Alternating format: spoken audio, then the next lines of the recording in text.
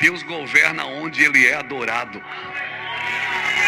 Comece a adorar dentro da sua casa, dentro do seu lar, para ver. A casa vira, irmão. Comece a adorar dentro da sua empresa. Uma vez por semana, gasta um tempo.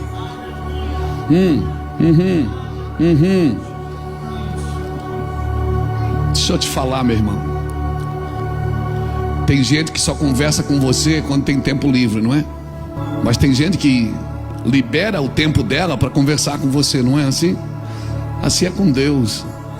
Você dá só tempo livre para o Senhor, já era, mano. Se Deus não for sua prioridade. Deus não quer seu tempo livre. Ele quer sua vida. Ah, mas eu trabalho. Mas você pode ficar lá o dia inteiro.